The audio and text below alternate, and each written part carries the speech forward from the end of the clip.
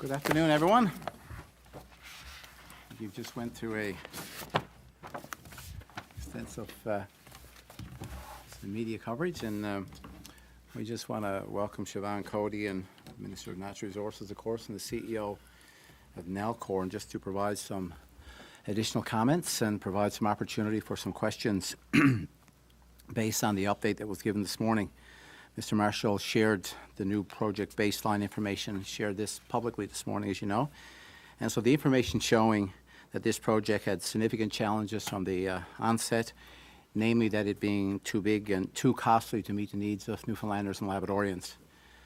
I've always, as you know, I've always been very vocal about my concerns around these very issues, and we promised the people of the province that we would open the books on Muskrat Falls, and that is exactly what we have done.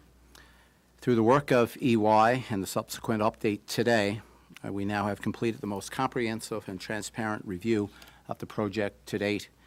As Mr. Marshall said earlier, based on the information that we have at this time, the overall construction cost forecast for the project is estimated to be at $9.1 billion. The transmission line from Churchill Falls to Muskrat Falls and the Labrador Island Link will be complete and in service mid-2018. First power from the Muskrat facility is scheduled in the fall of 2019, and the full power expected by mid-2020. So while the project is a resource that we as Newfoundlanders and Labradorians own, that ownership comes with considerable responsibility, but also with the reality that we must keep our fiscal house in order. So as someone who inherited this project, we need a thorough understanding of what the economic implications of this project so that we can best determine how to get it back on track. This is a project, as you know, that we inherited from the PC administration, sold to the people of the province based on best case scenario. One, they sanction using this best case scenario. In our opinion, they grossly underestimated the cost and the schedule that would have left you to pay more than double for your power, something that my government is not willing to do. I will not follow in the steps of the previous administration and put Nalcor's profit before the interests of the people of this province. We had to find a way to get from where we are today with the Muskrat Falls project and get it to the finish line. While this will be a challenge, it's one that we will and we can overcome. As you know, Mr. Marshall started this process with changes last week to the Nalcor leadership structure, setting the company up for success. He has also taken time to review and confirm the financial and contractual considerations of the project, recognizing that it will cost more to stop the project than it is to finish it. But what underpins all of this for us is that we need to be able to deliver reliable power, and it needs to be delivered at competitive rates. So as a government, we are directing Mr. Marshall to find ways to minimize those rates. And we've also committed to offset electricity rates associated with the Muskrat Falls project through the sale of surplus power. And now, given the rebaselining, we are directing Mr. Marshall to identify other opportunities to bring rates closer to those predicted at sanction. So I'd now like to invite Minister Coady to provide her comments on today's update. Thank you, Premier. We now have the cost and schedule for the Muskrat Falls project, originally sold to the people of the province as a $6.2 billion project. We now know it will cost $9.1 billion, and that's before financing. As a new government, we have worked diligently to open the books on the Muskrat Falls project, to ensure transparency, and to put the project on track. One of the first acts of this government was to engage EY to review the project and provide independent analysis of the numbers. In its interim report, EY informed government about the material risks and issues that were not reflected in the September 2015 forecast and provided recommendations to improve project governance. The overall conclusion of the EY review was that the September 2015 forecast was not reasonable. In short, the cost, schedule, and associated risks for the project were underestimated. EY's final report will be completed and made public once negotiations with contractor Astaldi are complete. Today's numbers would mean extra costs for electricity users. However, to ensure rates remain competitive, our government has made the commitment to offset the electricity rate increases resulting from the Muskrat Falls project. We have directed Nalcor CEO to find options over the next 4 years to ensure rates are as low as possible and competitive. We must ensure reliability of power, which will be done through the Muskrat Falls, and we must keep rates as low as possible. We have confidence that Mr. Marshall, a knowledgeable, experienced, and competent CEO, will find solutions in the 4 years before first power. As Mr. Marshall said earlier, and we have said previously, stopping the project is not an option. We have $6.7 billion in contract obligations and a contractual commitment to Emera, as well as our own energy needs.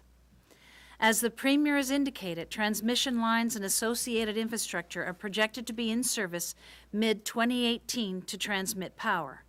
First power generation at Muskrat Falls is now scheduled in fall 2019, with full power expected in mid-2020. In a short 6 months, our new government has engaged EY to provide an independent analysis of the Muskrat Falls project and make public its interim report, transitioned to CEO Stan Marshall, appointed an interim board of directors, and ensured we have an updated cost and schedule for the Muskrat Falls project. Next, the Independent Appointments Commission will be moving ahead with the selection for Nalcor's new board of directors. The commission has been provided a list of competency requirements. I want to recognize the many Newfoundlanders and Labradorians working on the project and to thank them for their efforts. In the past 6 months, we have been diligent in our efforts to get the Muskrat Falls project on track, and under Mr. Marshall's leadership, we are the best stewards possible to do so. Thank you. Mr. Ball, we've heard Mr. Marshall describe this as a boondoggle. Would you agree with his assessment? Mr. Marshall's language is a little more colorful than mine, as you would expect, but what I do know is that this project provides or gives the province a number of challenges. For us, we accept the responsibility now with our new CEO, and certainly with my minister, actually, to deal with those challenges. And we will deal with them with the knowledge that, number one, what Newfoundlanders and Labradorians expect from all of this is that they have reliable power, so when you flick that switch, there's power available for you. And number two is that you're able to do that at a competitive rate. So it's a challenge for us, and we accept this challenge and certainly look forward to working with Mr. Marshall to actually make sure that we have competitive rates and reliable power for Newfoundlanders and Labradorians. What's your idea on where the money for that offset might come from? I mean, what are you looking at now? Can you give us some ideas to where the hope lies? Well, we're going to, absolutely, we're willing to explore whatever options that we have available to us. As you know, that I said for many years now, the sale of surplus power would be included and would offset the rates for Newfoundlanders and Labradorians. They're paying for 100% of the power, so it would be a fair assumption to believe that they should get the value of that, and that would be reflected in your rates. So that's one option that we have, but we know now we're going to need other options. So we've directed Mr. Marshall. We've looked at things.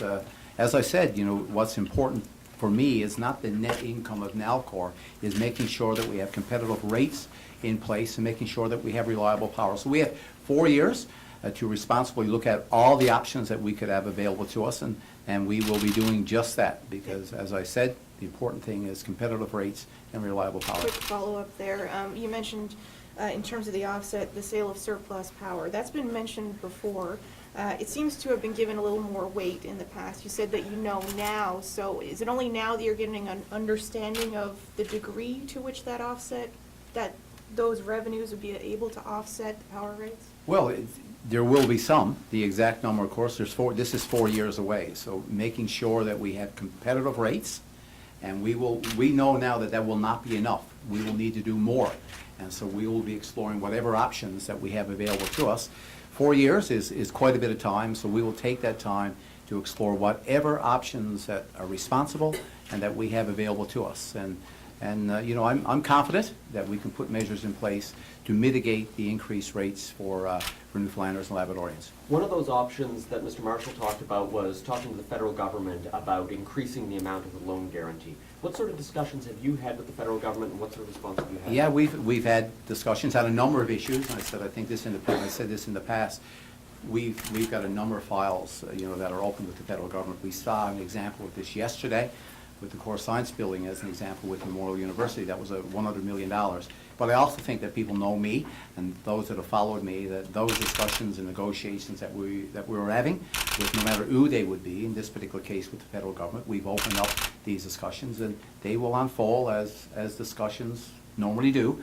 And as we get close to finalization of any discussions that we're having, well then, we'll put those numbers out there. And we've already, like I said, the meetings have started, and, we'll just let this process unfold as they should. Premier, How realistic, though, an option do you think that that's going to be? Has the federal government seem open to this idea? Is it going to take a lot of work to get there? Well, we're still having discussions, so that means that, we're still at that table. A few weeks ago, we were at a table discussing $100 million around the core science building, and that was delivered yesterday. And there are other discussions that are ongoing on many files right now that could have benefit to the province. One of them is a federal loan guarantee, and those discussions right now with natural resources, the minister's involved as well, the CEO is involved. And so, we'll let the process unfold exactly how it should. And when we're in a position to have a news conference like we did yesterday, then, on whatever those issues would be, well, then that's where we will be. I have two quick questions. Premier, do you feel now, looking back, during your time in opposition, could you have pushed harder to prevent what we're seeing now? Well, I don't think you could have pushed any harder. I mean, we were very vocal on this, on a number of different issues. Number one, about the power purchase agreement and other things, about, some unrealistic pricing in oil prices as an example and so on. We led a filibuster, as you know, on two bills that were associated with Muskrat Falls. So, we did the work that we could do at the time, and right now, as government, as Premier, we accept the responsibility for where we are. We've inherited this project, we've inherited the challenges that comes with it, and we're going to take those challenges and we're going to put our best effort into making sure that we have, as I said, reliable power and competitive rates. We're going to do that. We're going to do all of this working, with a great close working relationship with the CEO. And, with the direction that we've been giving him right now, we'll explore and continue to explore whatever options that we have available to us. And when you hear people say things like, why should we trust anything that we hear from Nalcor at this point, what's your response? I understand that, and this is a very complex project. We've seen that, and so right now I completely understand why people would be, would look at this project and say, listen, I've heard this before, it's political, and so on. But we are moving this project closer to the finish line, and right now, with the commitments that's been made, the dollars that have already been spent, there's no different.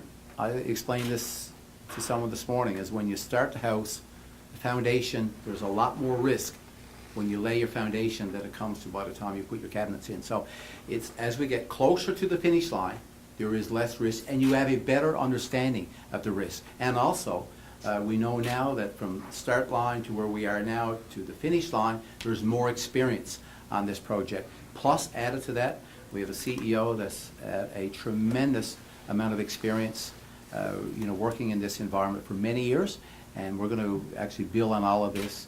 And so there's less risk now simply because of where we are in schedule and the experience that we've learned with the years working on this project. If I may add to that, Mr. Premier, I think as well, and it is difficult for people when they're hearing this new news, I think over the last 6 months, we've had the independent analysis by EY.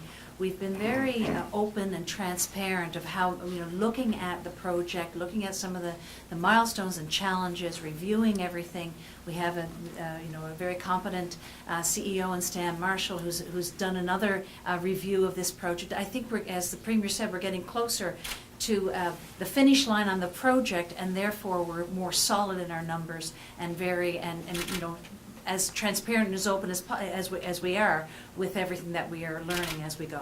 Why is the EY report contingent on the Estaldi negotiations? Excuse me. I'm sorry? Why is the EY final report contingent on the conclusion of the Estaldi negotiations? Because we want to make sure that we have all the information possible to put before EY, so they can do their analysis of this.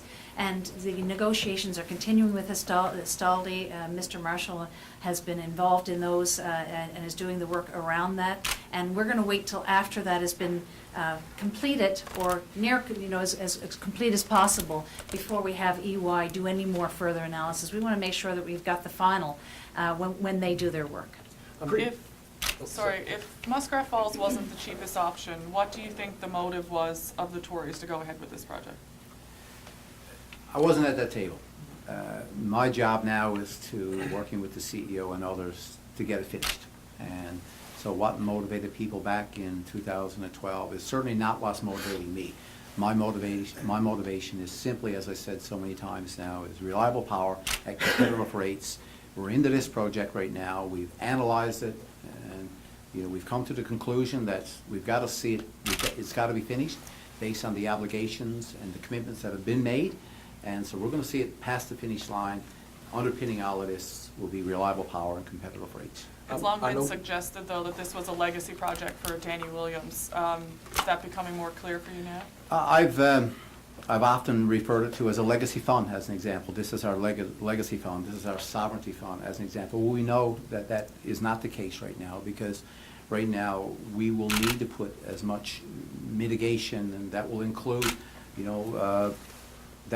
things from Nalcor that are tangible in terms of dollars and cents, not just the sale of surplus power. The responsible thing to do as Premier and as Minister and as CEO is that we explore all those options, because I want the legacy to be one of reliable power and competitive rates, regardless of where Nalcor is in the next 10 years or so. This is a project that we need to get finished. It is a project that impacts our province right now, and we've got to make sure that we put the leadership in place to get it past the finish line. Regardless of what happened in the past and what motivated people in the past, we've accepted the challenge. Our motivation is just that, to get it finished. So are you looking at, sorry, just for clarification there, are you saying you're looking at selling off Nalcor interests in other areas in order to pay off this? No, I didn't say that. What I said was this project, always built into the business plan, there would be income that would come from Muskrat Falls, even just with equity as an example. So we got to explore all those options. We've got a few years to be able to deal with this right now. As I said, it's important. We're focused on rates, and we're focused on reliability of power right now, and how it impacts Newfoundlanders and Labradorians. What does success look like there? What do rates look like if everything goes right and you're able to mitigate as much as possible as far as you can see it right now? What it looks like to me is that we remain competitive and that we have reliable power. That's success. And what it takes to get to that successful conclusion, these are the options that we will be exploring. You mentioned equity options a moment ago. Are you looking for perhaps an equity partner to join in the Muskrat Falls project? Now, what I said was the equity being what government would have to put in. By government putting in that equity, impacts the financial, the budget of Newfoundland and Labrador. And so we, as you know, we're borrowing for that right now, and there's a substantial amount of borrowing left to do. So that's the equity that I was referring to. Premier, many of the key people who initially did the analysis on this report, who have been building the project, are still in place. For example, people like Gilbert Bennett. Do you have confidence in many of those people who created many of the problems that we're looking at today being able to see this to completion? My job is to have confidence in one person at Nalcor, and that's the CEO that we've asked to lead Nalcor, not just Muskrat Falls. I will use then and rely on the judgment of the CEO that we put in place to actually make the best decisions for the operation of Nalcor. There is no reason at all for me to actually not be confident in the people that Stan Marshall would want around him. And he has my confidence, and we have a very good working relationship right now, and I rely on his opinion to make sure that he will put in place the best management team. Not my job to interfere with the day-to-day operations at Nalcor. I know it's a complicated answer to give, but is there even a ballpark dollar figure that could be estimated as to how much it would cost today to halt the project? Like just a ballpark dollar figure. We haven't seen that number. Well, we know that we have $6.7 billion in contractual obligations. We know we have a contractual obligation to Emera, and we also know that we need power. So you can add those together, I guess, and get that number, but it wouldn't, there's not a magic number. It's all this combined. Yeah, but we haven't really seen the details on that, have we? So aren't you sort of putting ratepayers back in that position of just trust us? Details on what, Sue? Contracts, the breakdown, I mean, that $6.7 billion in contracts and committed spending, we haven't really seen how that breaks down. We don't have a figure to compare how much it costs going forward to halting. There's really not the detail, is there, to enhance trust here? Well, where we were with the last numbers at 7.6 and where we are today at 9.1, that's what we're releasing. These are the numbers. So if someone was coming in to do an audit on the Nalcor books, which is what they do, of course, and so we've opened it up with the information that we have available to us, and you'll have quarterly reporting, the due diligence that you see with any particular company the size of Nalcor. So that's what you're relying on right there. It's the information that has been put out there, and these, of course, are done in a responsible way because you have professional people that do that job and coming in and doing the appropriate auditing and oversight that's required. So that's what you're relying on. If individuals are coming to the point where they want to see every single invoice and every single check that's paid, that's what auditors do, and that's what you do when you release the information on a quarterly basis.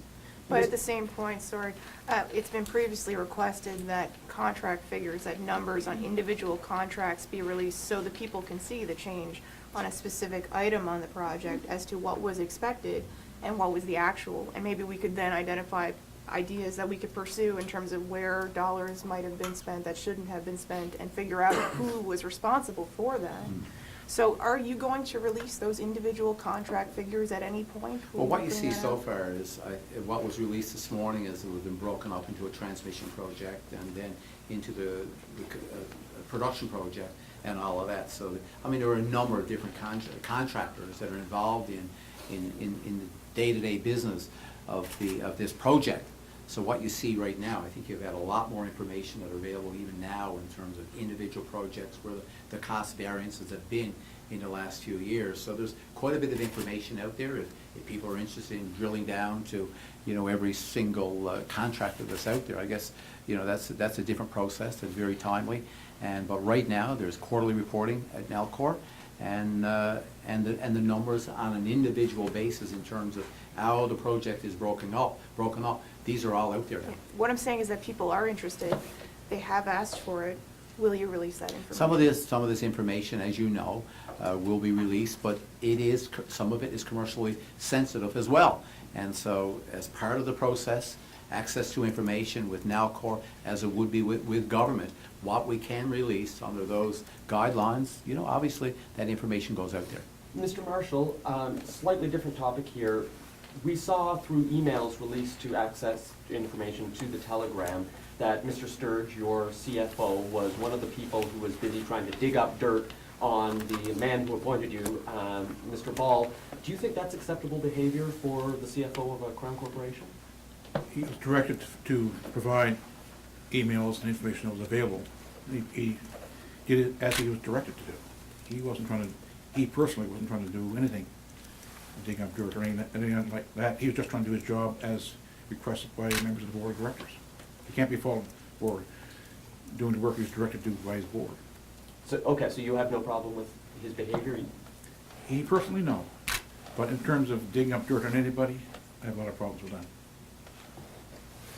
Mr. Ball, a slightly different topic. We've seen the Brexit vote today. How concerned are you about the impact on the economy in Newfoundland and Labrador with what's happening over in the UK?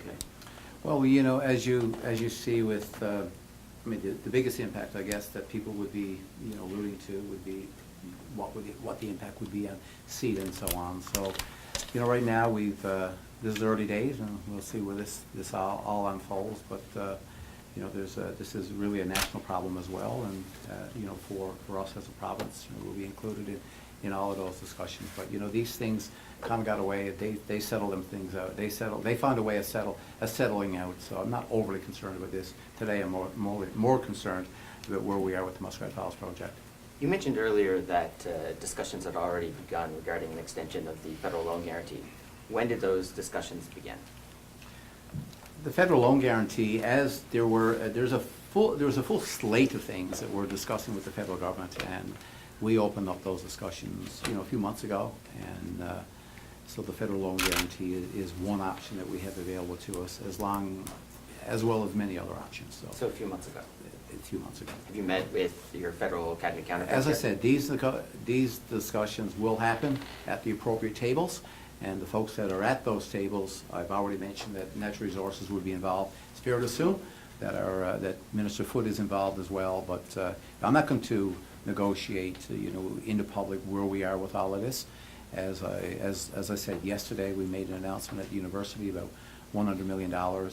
These came at the end of many meetings as well, no different than the $27 million in the deferment of the equalization payment and so on. So we'll let the process unfold, and we'll see where this all lands. I was hoping to just bring it back to that individual ratepayer for a moment in terms of the Muskrat Falls costs that we're looking at. The degree to which the increases are projected at this point, without knowing what mitigation might be successful at the end of the day, is probably going to cause a great deal of distress. I'm sure you understand.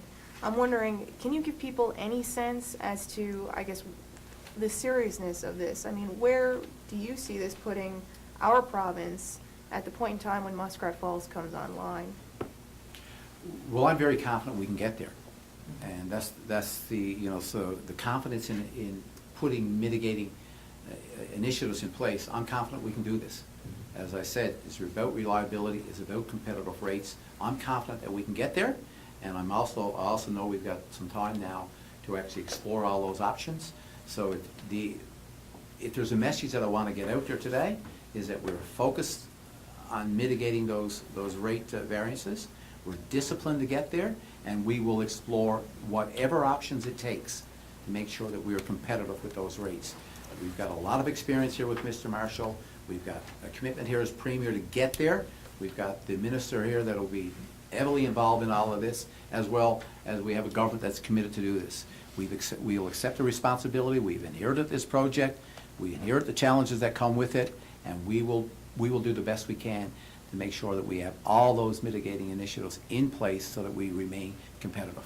Would the province be willing to forego some of the dividends that it's entitled to in order to lower rates? Peter, I'll take that as one option, and we'll explore that with probably another 10, 20 more that will come over the next 3 or 4 years. But, whatever options are out there, we want to explore them because it's the responsible thing to do. And this is the type of discussions that we will have on whatever those options will be. Has there been any talks with Newfoundland Power to see if there's a role that it can play in the Muskrat Falls project? These are very early days right now, and I have not had any discussions at all with anyone really, except Mr. Marshall, on what we would use, what options we have available to us. Would you consider that an option, though, going to Newfoundland Power to find some kind of an arrangement? Actually, I might even come to you. Who knows? But I think there are a number. We will do this in a responsible way. And you know what the best options are for Newfoundlanders and Labradorians to make sure that we have competitive rates and that we have reliable power. That's what we will do. And that, as I said, we will have to explore those, whatever the opportunities will be. And I think you've already heard from Mr. Marshall on some of the things, and we talked to you this morning about the loan guarantee. Those are the initial things that we're looking at. You've gone down a whole different path that may or may not be explored, but I guess in the early stages of this, we're looking at all the options. But most importantly, anything with the excess sale of power, we've already committed to. We're looking at opportunities with the federal government. We're looking at other opportunities, as Mr. Marshall spoke about. Those are the early days things that we're looking at. But as the Premier said, we have 4 years to kind of explore other avenues as well. So we'll do that. In certain fields, though, 4 years cannot necessarily be a lot of time. For instance, one of the things mentioned this morning was long-term contracts, deals where we could bring in large-scale power users. And anyone that's involved in that level of an operation is usually making a decision that would have more of a lead time than 4 years, per se, on some of these things. And we're aggressively pursuing that. I know Mr. Marshall's aggressively pursuing those options at this point in time. So you've reached out to companies at this point? Mr. Is that the Marshall? case? No, at this point, in the last 2 months, I focused entirely on looking at where we are and bringing forward the best cost estimates So it hasn't been enough time to do that. So today, we met one milestone in giving, sharing with you the best information we have. And going forward now, we will start to focus more and more on the long-term things. Obviously, bring you up to date, make sure now we're well positioned to complete Muskrat Falls project, finish strong on that, then look at the other options. And Premier Ball, you know, to those who say, look, this thing could bankrupt this province, what would be your response to that? It's not going to bankrupt this province. How do you know? It will not bankrupt this province. And as Premier of this province, I will not bankrupt this province. And I can assure you here, there's a man that came out of retirement with the same commitment that I've made, and I can assure you that we have a minister here that has that same commitment.